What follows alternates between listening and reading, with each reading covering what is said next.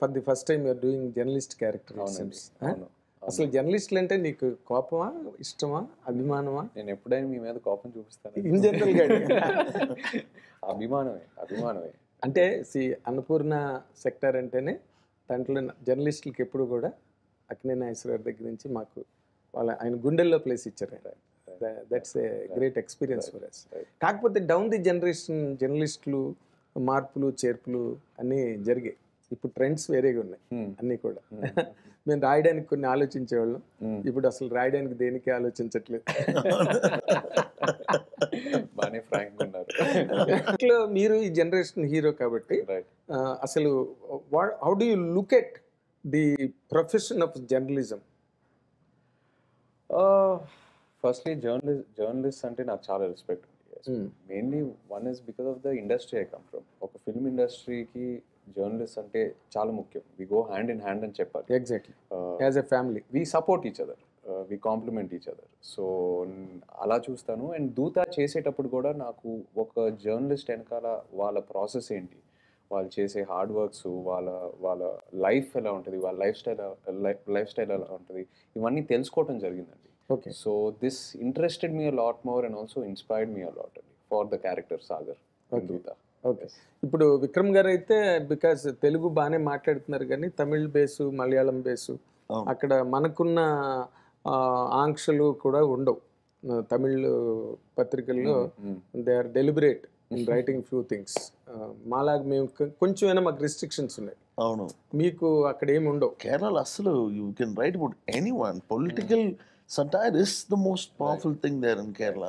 Political and చోరామస్వామి Tamil, దిన్మలర్ ఇవన్నీ కూడా వాళ్ళు అవుట్ అండ్ అవుట్ గా రాసేస్తారు, కొన్ని కల్పించి రాసేస్తారు. అవును, మన సినిమా యాక్టర్లు అయితే అప్పుడు మెడ్రాస్ లో ఉన్న రోజుల్లో తలలు పట్టుకునేవారు షూటింగ్ లో వచ్చి ఆ రాసిన రాత్రులు చదివి. How do you find it in Tamil journalistic procedures and all that?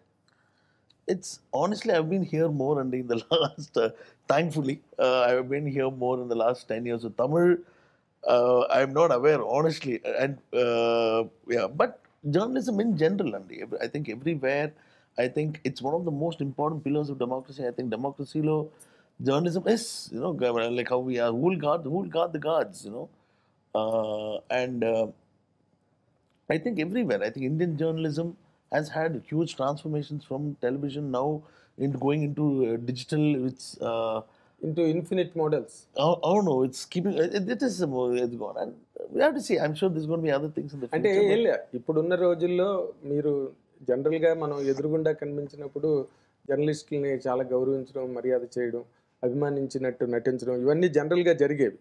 But on the back of it రాతలు కొన్నిటిని చూసినప్పుడు మాత్రం the most hated community is journalism in society. పోలీసులకు నచ్చదు, సినిమా యాక్టర్లకు నచ్చదు, పాలిటీషియన్స్కి నచ్చదు.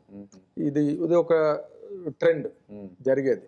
నేను ఆ యాంగిల్లో మిమ్మల్ని అడిగాను అనమాట. ఒకవేళ మీ గురించి ఏదైనా ఒక రాంగ్ న్యూస్ రాసినప్పుడు, లేకపోతే అబౌవ్ ది బోర్డ్ రాసినప్పుడు, అప్పుడు కొంచెం పించింగ్ గా ఉంటుంది. దెన్ హౌ డు యూ ఇప్పుడు మీరు జర్నలిజాన్ని బాగా అబ్జర్వ్ చేసి జర్నలిస్టుల తాలూకు లైఫ్ గట్ట ఎలా ఉంటుందని, దాంట్లో మీకు ప్రత్యేకంగా వీళ్ళరే ఇది చాలా క్రిటికల్ వీళ్ళు ఫేస్ చేసేది అని అనిపించింది ఏదైనా ఉందా? అంటే నా గురించి ఏదైనా అంటే తప్పుగా రాస్తే, మ్యానిపులేట్ చేసి రాస్తేనా ఎలా అడుగుతున్నారు మీరు? ఓకే, అదే అన్నాను. ఇప్పుడు ఎవరి గురించేనా, not only about you. Right. ఇప్పుడు జర్నలిజం, ఇప్పుడు ఒక జర్నలిస్ట్ జాబ్ ఏంటంటే is the messenger to take the news to the people. అది వాళ్ళ ఒపీనియన్. మీరు as a journalist it is your personal opinion. అది మీరు పేపర్ మీద పెట్టి మీరు పబ్లిక్కి ప్రజెంట్ చేస్తున్నారు. That is fine. అంటే మన అందరికీ ఒక్కొక్క ఒపీనియన్ ఉంటుందండి. ఇప్పుడు అఫ్కోర్స్